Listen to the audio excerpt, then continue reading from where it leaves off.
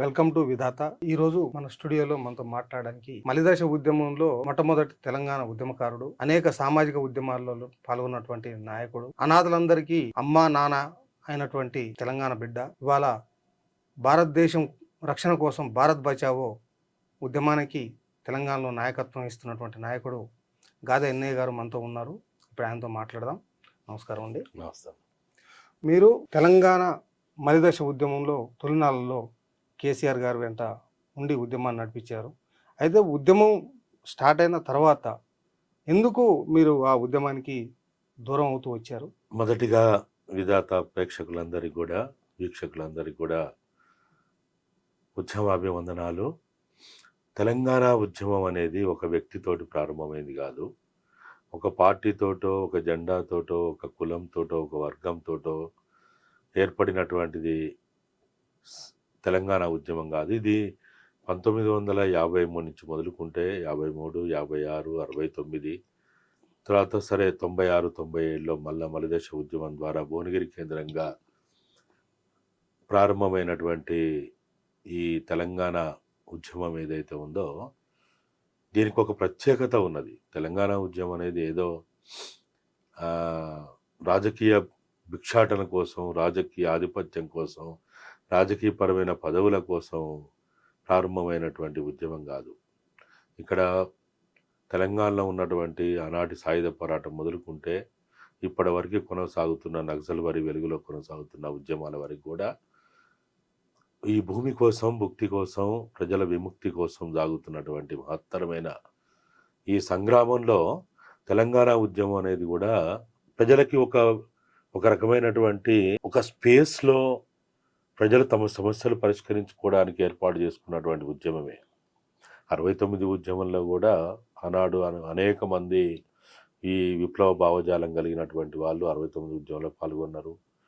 ఉద్యమం ద్రోహానికి గురైన తర్వాత తిరిగి మళ్ళా దాన్ని ఈ ప్రజల కోసం పనిచేసి కొనసాగించినటువంటి ఉద్యమాలు ఉన్నాయి, పోరాటాలు ఉన్నాయి, త్యాగాలు ఉన్నాయి. అయితే మీరు అన్నట్టుగా ఉద్యమానికి దూరం కాలేదు కానీ కేసీఆర్ నాయకత్వంలో ఆ రోజు మేము ఏదైతే టీఆర్ఎస్ని పురుడు పోసినామో, కొండా లక్ష్మణ్ బాపూజీ ఇచ్చినటువంటి జలదృశ్యంలో ట్యాంక్ బండి విగ్రహాల సాక్షిగా ఈ గులాబీ జెండాని మేము రెపరెపలాడించడమో, ఆయన్ని తెలంగాణ రాష్ట్ర సమితికి నేనే పేరు నామకరణం చేసి జెండా రూపకల్పన చేసి ఈ పార్లమెంటరీ రాజకీయాల్లో ఉన్నటువంటి వాళ్ళు అయితేనే, ఎందుకంటే తెలంగాణ రాష్ట్రాల ఆవిర్భావం అనేది అల్టిమేట్గా పార్లమెంటు ద్వారా జరగాల్సిందే. ఆర్టికల్ 3A ప్రకారము రాజ్యాంగబద్ధంగా నూతన రాష్ట్రాల ఆవిష్కరణ అనేది ఏర్పాటు అనేది జరగాలి. కాబట్టి అంతిమంగా ఎన్ని ఉద్యమాలు జరిగినా, పోరాటాలు జరిగినా, త్యాగాలున్నా పార్లమెంటు, లోక్సభ, రాజ్యసభలో బిల్లులు పాస్ కాకుండా నూతన రాష్ట్రాల ఆవిర్భావం అనేది జరగదు. కాబట్టి ఆ కోణంలో చూసినప్పుడు దీనికి ఒక రాజకీయ పార్టీ కావాలి, రాజకీయ శక్తి కావాలి, రాజకీయపరమైనటువంటి ఆ ఎత్తులు జిత్తులు చేయగలిగేటువంటి ఎవరో ఒక నాయకుడు ఉండాలి. అతనికి కొంత కమిట్మెంట్ ఉంటే సరిపోతుందనే ఉద్దేశంతో స్వార్థపూరితంగా ఉన్నప్పటికీ, వ్యక్తి ప్రయోజనాల కోసం వాళ్ళు ఉన్నప్పటికీ, సమాజ ప్రయోజనం భాగం అయితే మనం దీన్ని ముందుకు తీసుకుపోదామనే ఉద్దేశంతో ఆ రోజు ఈ కల్వకుంట్ల చంద్రశేఖరరావుకి ఎవరైతే సిద్దిపేట నుంచి ప్రాతినిధ్యం వహించి అప్పటికి ఆయన ట్రాన్స్పోర్ట్ మినిస్టర్గా ఉండి, డిప్యూటీ స్పీకర్గా ఉండి ఉన్నటువంటి ఆయన్ని అనేక మందిని వడపోతలు ఆయన చివరిగా ఆయన ముందుకు రావడం, ఆయనతో కలిసి పనిచేయడం, పార్టీని ప్రారంభించడం ఇవన్నీ జరిగినాయి. పార్టీ ప్రారంభించినప్పుడు కూడా అది ఆ రోజు ఉన్నటువంటి తెలంగాణలో ఆట పాట మాట పూర్తిగా నిషేధింపబడి ఆంక్షల చేత తెలంగాణ సమాజం నాగటి చాళ్లలో రక్తపు పారిస్తున్నటువంటి ఆనాడు చంద్రబాబు పాలనలో ఇదొక తెలంగాణ ఉద్యమం అనేది ఒక రిలీఫ్ని ఇస్తుంది, ఒక బ్రీతింగ్గా ఉపయోగపడుతుంది అనే ఉద్దేశంతో ప్రారంభించబడింది. అట్లా అది సక్సెస్ కూడా అయింది. ఎందుకు దూరం అయ్యారు? అయితే ఈ దూరం కావడం వెనుక ఆ రోజు నాకు అప్పటికే తెలుసు. ఎందుకంటే నేను 1980లోనే మెదక్ జిల్లా సిద్దిపేట ప్రాంతానికి పీపుల్స్ వార్ పార్టీ పంపించిన ఆర్గనైజేషన్లో భాగంగా నేను అక్కడికి వెళ్ళడం జరిగింది. నాకు అప్పటికే అప్పటికి ఇంకా తెలుగుదేశం పార్టీ ఆవిర్భావం కాలేదు. అప్పటికి ఈయనని ఓన్లీ దుబాయ్ శేఖర్ అని, దొంగ నోట్ల శేఖర్ అని, లేకపోతే జంతర్ మంతర్ కిలాడి అని, లేకపోతే ఇంకా ఇతరత్ర ఆ కుటుంబ నేపథ్యాన్ని దృష్టిలో పెట్టుకొని వాళ్ళన్నని రామారావు, ఆయనని దొంగరాముడు అనేది ఇట్లా చింతమడక, వాస్తవంగా చెప్పాలంటే వీళ్ళది సిరిసిల్ల కామారెడ్డి ప్రాంతం. ఈ శోభోదిన ఎవరైతే ఆయన మిస్సెస్ ఉన్నారో ఆమెది ఇక్కడ చింతమడక దగ్గరలో ఉన్నటువంటి రావురూకల గ్రామం అది. అక్కడ ఈ భూములు పోయిన తర్వాత, డ్యామ్లో భూములు పోయిన తర్వాత ఇక్కడికి వచ్చిండ్రు. సరే, అట్లా ఆ విధంగా ఉన్నటువంటి పాస్పోర్ట్ల శేఖర్గా పిలువబడే అటువంటి ఈయన తెలుగుదేశం పార్టీలో చేరక ముందు నుంచి ఆయన చరిత్ర నాకు తెలుసు. కాబట్టి సరే, మనకి ఎవరైతే తెలంగాణ ముఖ్యమనే దాంతో ఒక చెట్టును కొట్టాలంటే ఆ చెట్టు కొమ్మనే గొడ్డలి కాముని చేసి చెట్టును కొడతాం. ఎంత పెద్ద వృక్షాన్నైనా మనం అదే పని చేస్తాం. కాబట్టి తెలుగుదేశం అనే ఒక ప్రజలకి, తెలంగాణకి పూర్తిగా వ్యతిరేకమైనటువంటి పార్టీలోంచి మనం తీసుకొనే దాన్ని కట్టడి చేయాలి అనే ఉద్దేశంతో ఆ రోజు అప్పటికే నరేంద్ర గారు కావచ్చు, జితేందర్ రెడ్డి కావచ్చు, లేకపోతే అదే తెలుగుదేశంలో ఉన్న ఎంపీగా ఉన్న రాజయ్య కావచ్చు, లేకపోతే ఇంకా చాలామంది వాళ్ళతోటి జనార్దన్ రెడ్డి, చనిపోయిన పి జనార్దన్ రెడ్డి, కోదండ్ రెడ్డి, అనేక మందితో చర్చలు చేసినాం. నిన్న మొన్న రిటైర్డ్ అయిన డీజీపీ మహేందర్ రెడ్డి, ఆయన అప్పుడు డీసీపీగా ఉండే, నాంపల్లి డీసీపీ ఏదో చేస్తున్నాడు. ఆయనతోటి నాకు ఆయన వరంగల్లో ఎంటెక్ చేసినప్పుడు కొంత ఆయన కానీ, ఆయన ఫ్యామిలీ, ఆయన కుటుంబ సభ్యులు కూడా ఆర్ఎస్సీలో భాగస్వాములు కావడం వల్ల ఆయన పరిచయం అట్లా ఉండడం. ఇట్లా ఐఏఎస్లు, ఐపీఎస్లు, ఇప్పుడు సిద్దిపేట నుంచి ఉన్న రమణాచారి, ఒక్కరని కాదు, తెలంగాణకు సంబంధించినటువంటి ప్రతి జ్యుడిషియరీ వాళ్ళని, కొండా మాధవ్ రెడ్డి గారు కానీ, సుదర్శన్ రెడ్డి గారు కానీ, ఇట్లా అనేక ఫోర్సెస్ని ఈ పార్టీ ఆ పార్టీ అని, దత్తాత్రేయ గారు, విద్యాసాగర్ గారు బీజేపీలో ఉన్న అందరితోటి దీని మీద చర్చ చేస్తాం. సరే, చివరిగా వాళ్ళందరూ పూర్తిగా సంసిద్ధత రాకపోవడం, తర్వాత ఇంకోటి ఏంటంటే ప్రధానంగా మాకు తెలుగుదేశంలో నుంచి వచ్చిన వాళ్ళతో అయితేనే త్యాగం అనేది ఉంటేనే తెలంగాణ సమాజం నమ్ముతుంది. త్యాగానికి ఎప్పుడు కూడా పెద్ద విలువనిస్తారు, దాని ప్రాధాన్యతనిస్తారు. కాబట్టి ఆ ఉద్దేశంతో ఆయనని ఓ డిప్యూటీ స్పీకర్ రాజీనామా, ఒక ఎమ్మెల్యే రాజీనామా, అంటే అది ఓ చరిత్ర కదా అది. అట్లా ఆ విధంగా త్యాగాల పునాదుల మీద తెలంగాణ ఉద్యమాన్ని నిర్మించాలనే ఆలోచనతోటి ఈయనను ఎంచుకోవడం జరిగింది. అయితే ఈయనకు సంబంధించిన బలం, బలహీనత రెండు తెలిసే చేసినాం. సరే, 2003 వరకు అప్పటికే స్థానిక సంస్థల ఎన్నికలు అయిపోయినాయి, సర్పంచ్ ఎన్నికలు అయిపోయినాయి, ఆయన సిద్దిపేట బై ఎలక్షన్ ఎన్నిక అయిపోయింది.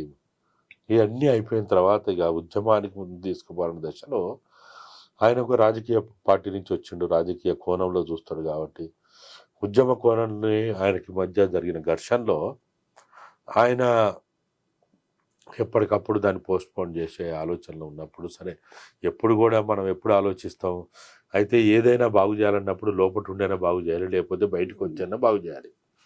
ఆ ఉద్దేశంతో ఇక లోపటుండి బాగు చేయడం కొద్ది కష్టసాధ్యమైంది. కాబట్టి ఏ ఘర్షణ లేకుండా, ఏ వాదన లేకుండా, ఏ విభేదాలు లేకుండా నేను నా అంతట నేనే చాలా ప్రయత్నం చేసిండు, బతిలాడిండు, అన్ని రకాలుగా నాకు ప్రాధాన్యత ఇస్తా అన్నా కానీ ఇంకా ఉద్యమాన్ని ముందుకు తీసుకపోకపోతే, ఉద్యమాన్ని ఇంకొక దశకు తీసుకపోతే మనం తెలంగాణ రాష్ట్రాన్ని ఆవిష్కరించలేమనే ఉద్దేశంతో ఆ నిర్ణయం తీసుకోవడం జరిగింది. అయినా ఎప్పుడు కూడా తెలంగాణ ఉద్యమానికి కానీ, టీఆర్ఎస్కి కానీ నష్టం చేసేటువంటి, నష్టపరచాలనే ఆలోచన లేకుండా పోటీ ఉంచాలి. ఎప్పుడు కూడా ఒకదానికి ఇంకోటి పోటీ ఉన్నప్పుడే అక్కడ సక్రమమైనటువంటి పని జరుగుతుంది. పోటీ లేకపోతే ఏకఛత్రాధిపత్యం అయితే, ఇప్పుడు 9.5 ఏళ్ళు చూసినాం కదా ఏం జరిగిందో, ఎంత వినాశనం జరిగిందో. ఎవరు చెప్పేవాళ్ళు లేడు, పోటీ లేదు, ప్రతిపక్ష పాత్ర సరిగా నిర్వహించలేదు. ఇట్లా జరగడం వల్ల జనంలో ఆ రోజు చర్చ కూడా నడిచింది. తెలంగాణ ఉద్యమంలో కేసీఆర్తో సమానం క్రమంగా కనుమరుగైపోవటం ఈ ప్రత్యక్ష ఉద్యమాలలో కానీ, ప్రత్యక్ష రాజకీయాల్లో ఎందుకు జరిగింది? అంటే నేను 2000 మీరు అన్నట్టు 5లో హైదరాబాద్లో జరిగినటువంటి ఈ చర్యలు ఏవైతే జరిగినాయో అనేక రకాల బస్సులే కానీ, మంజీరాది కానీ, హైమాక్స్ కానీ ఇట్లా అనేకం జరిగిన తర్వాత వాళ్ళు కేసులు పెట్టిన తర్వాత సుమారు 6 నెలలు చర్లపల్లి జైల్లో ఉన్న తర్వాత బయటకు వచ్చిన తర్వాత ఇంకా తెలంగాణ ఉద్యమం ఏదో ఒక రూపంలో ముందుకు పోతుంది, ఇది ఆగదిగా. కాబట్టి నా జీవితం అనేది ఇక దీనికి అంతగా నా ఇన్వాల్వ్మెంట్ అంతగా అవసరం లేదనే ఉద్దేశంతో తల్లిదండ్రులు కోల్పోయినటువంటి బిడ్డలకి ఒక రకమైనటువంటి అండగా ఉండాలి, వాళ్ళ రక్షణగా ఉండాలనే ఉద్దేశంతో జైల్లోనే నేను నిర్ణయించుకున్నా. ఎందుకంటే నేను దాదాపుగా 1980 నుంచి జైళ్ళల్లో వస్తున్నా. అప్పటి నుంచి కూడా జైళ్ళల్లో ఉన్నటువంటి వాళ్ళు, ముఖ్యంగా చర్లపల్లి జైల్లో ఉన్నప్పుడు అక్కడ చిన్న చిన్న కేసులో వచ్చినటువంటి వాళ్ళందరూ కూడా ఏదో రకంగా ఏదో ఒక వయసులో ఏదో కారణంతో తల్లిదండ్రులను కోల్పోయిన వాళ్ళే.